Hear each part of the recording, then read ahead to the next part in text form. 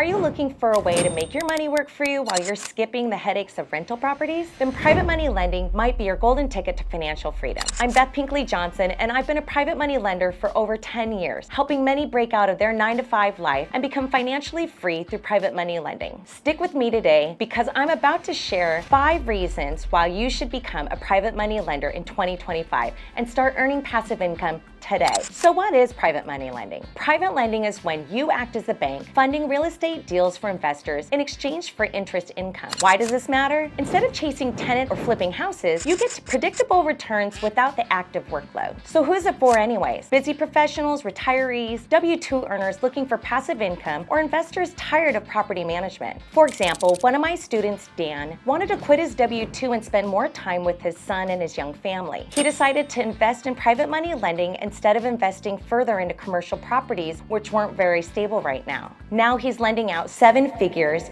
and got to quit his tech job and spend more time with his son and his wife. Now that you know why private money lending is an incredible wealth building strategy, are you ready to take action? So here's 5 questions to ask before becoming a private money lender. The first question to ask yourself is, how much money do you have to lend out? It's really important to find out how much money you have and how much you need to keep in savings and where that money is coming from before you choose an investment path. How much time do you want to invest your money? I think it's really important to understand the time horizon associated with different types of private lending vehicles. The second question to ask yourself is, how much time do you want to invest your money? If you're only going to keep your money out into a loan for a short amount of time, let's say 3 months or 6 months, you're going to want to choose to do it yourself as opposed to investing in a private debt fund, which has longer time horizons. So figure out how much time you want to keep your money out working for you and when you might need that money back. The third question to ask yourself is, how much control and autonomy do you have over your investment? When you find and fund your own private money loans in a DIY format, you have much more control. But perhaps you want to be more passive and you might want to lend your money out through a private money broker or place it into a debt fund.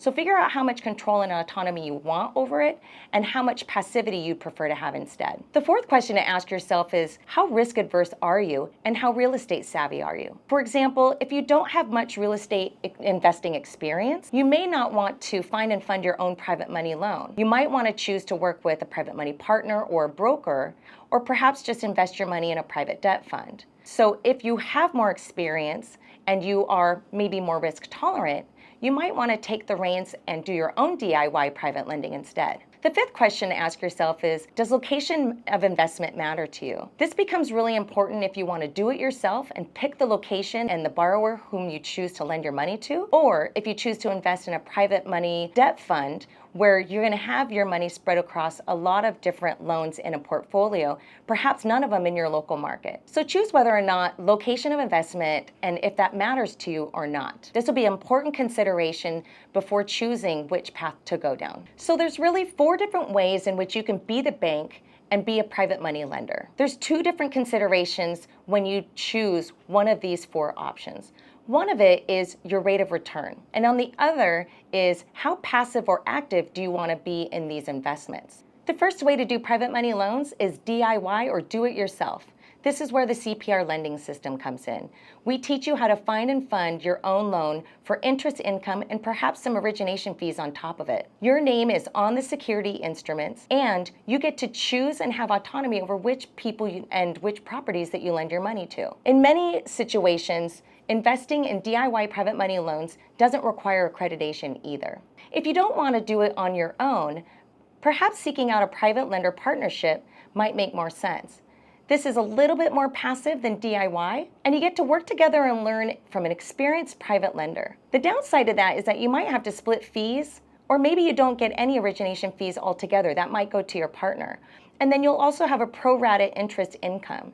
So while you get a little bit lower rate of return, you also get a little bit more passivity in your deal too, and while learning the ropes with somebody else. Just like DIY, when it comes to private lending partnerships, your cash flow is only happening when your money is deployed.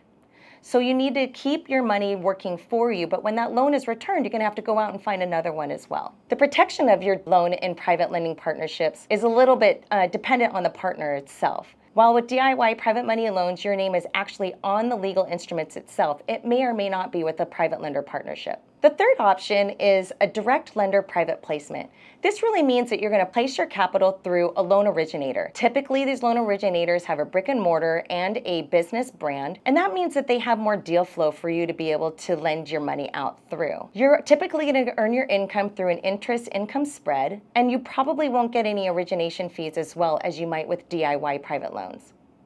The nice thing about it, though, is that your cash flow is more consistent because there's more deal flow typically associated with working with a loan originator as a business. When it comes to security, though, it's going to depend on the business model. Some private placement companies will place you directly on the loans themselves, kind of like we did with Flynn Family Lending.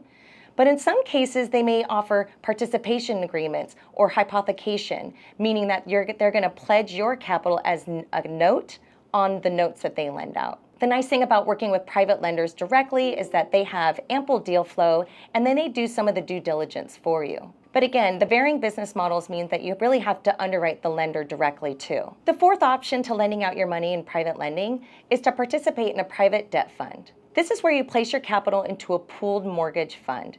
This means that when you pledge your capital, it's placed across a portfolio of loans, not just a single borrower or a single property. That diversification can be very attractive for some. Your interest income is going to be through a pro rata profit share depending on what your private placement memorandum has. The great thing about the debt fund is that you can create consistent cash flow, either monthly or quarterly, so it's much more predictable and consistent in terms of providing you with passive income.